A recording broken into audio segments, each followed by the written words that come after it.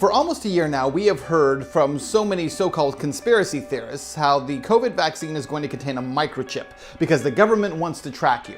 Of course, we've heard that that's all crazy. And yet on Sunday, a new report from 60 Minutes includes an interview with a scientist from the Pentagon who says that there is now a COVID microchip that can be implanted under your skin in order to help you determine if you have COVID. Take a look at this. We challenge the research community to come up with solutions that may sound like science fiction.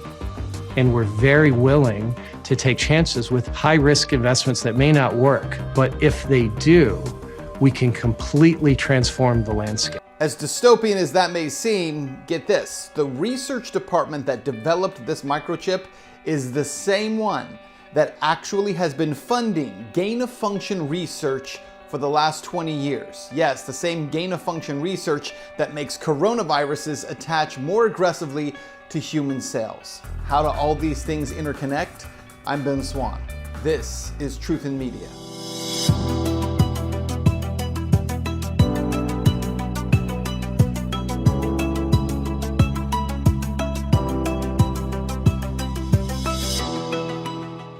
Hey guys, welcome to the show. A lot to get to today, including this brand new report from 60 Minutes that very casually lays out the idea that the Pentagon has created a microchip to be implanted under your skin that can help you determine whether or not you have the symptoms of COVID. Of course, media acts like this is totally normal. Nothing to see here, but is it? We're going to break all that down in just a second. But all right, let's get to this frankly insane interview that took place on 60 Minutes over the weekend. It includes a scientist from the Pentagon who explains the new microchip that has been created to be implanted under your skin that will help to determine whether or not you have COVID. Watch this. That tiny green thing in there, you put it underneath your skin, and what that tells you is that there are chemical reactions going on inside the body, and that signal means you're going to have symptoms tomorrow. Wow.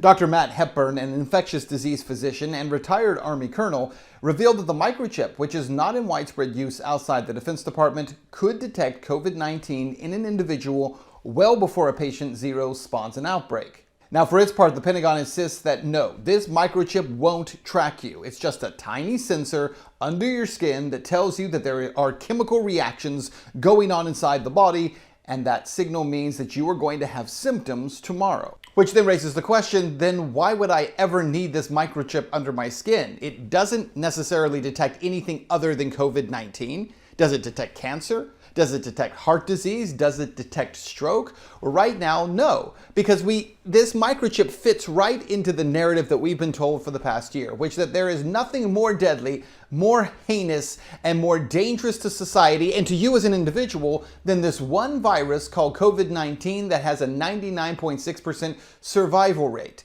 And because of that one virus, you should have this microchip implanted under your skin in order to be able to determine whether or not you have symptoms. By the way, another way to figure out whether you have symptoms is to actually experience symptoms, because that's exactly your body telling you that you have a virus or you have a disease. That's precisely what symptoms are. Now, we could spend a long time debating about how ridiculous or unnecessary this microchip will be. And instead of doing that, though, I want to spend some time talking about DARPA, the actual organization, governmental agency that created this microchip in the first place, because that, I believe, is worth taking a look at. This microchip technology was developed by DARPA, or the government's Defense Advanced Research Projects Agency.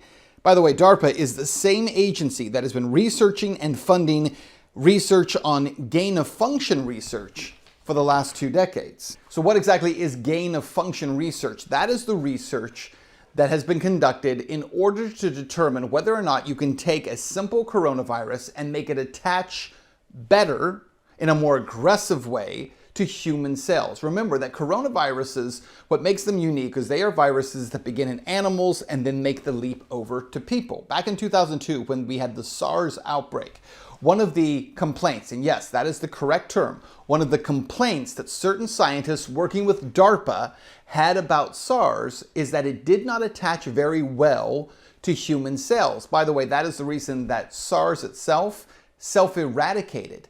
It didn't go away because of a vaccine or because of some medical breakthrough. It self-eradicated because it couldn't attach well to human cells. And so for the past 20 years, since 2002, scientists getting funding through DARPA have been working on something called gain-of-function research. Gain-of-function is simply the term that's used to describe manipulating a cell, manipulating a virus in order to make it attach more aggressively and attach better to human cells.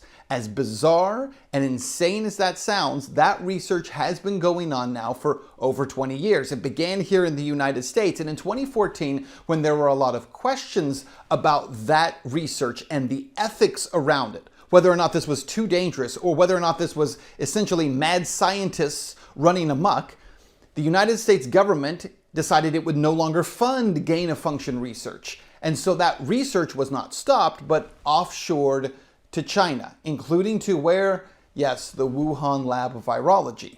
And it was at the Wuhan lab where scientists continue to research how to make coronaviruses that could attach better to human cells. Now, everything I'm saying to you, you may or may not know this already, but let me just say this. None of this is theory. People will call these conspiracy theories. These are not theories.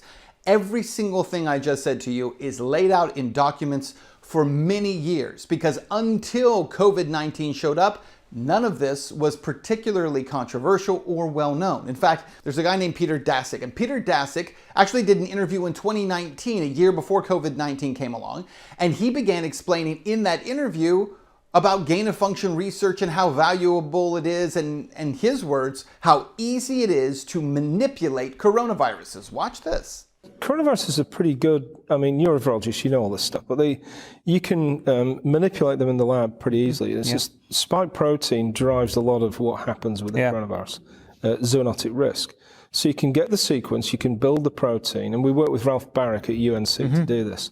Insert it into a backbone of another virus, and do some work in the lab. And then you hear the name that Daszak mentioned there, Ralph Barrick. Ralph Barrick, who has worked through the University of North Carolina, who has worked through different agencies and specifically worked with DARPA, is one of the key figures in this attempt for gain-of-function research to better make coronaviruses that can attach to human cells. So let's come full circle here. Here's what we know about this whole story today.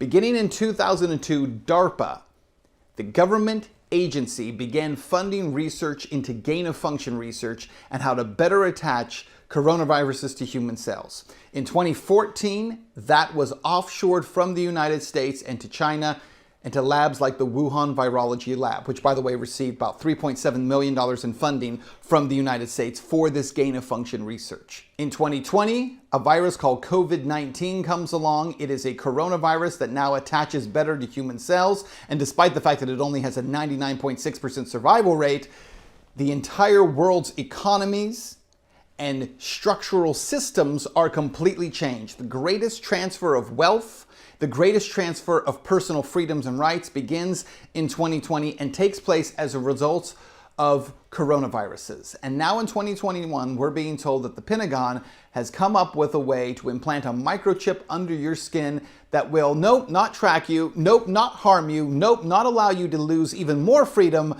but instead will simply tell you whether or not you have symptoms of COVID. Yes, the same agency that began this whole process of gain-of-function 20 years ago. So I leave you with that.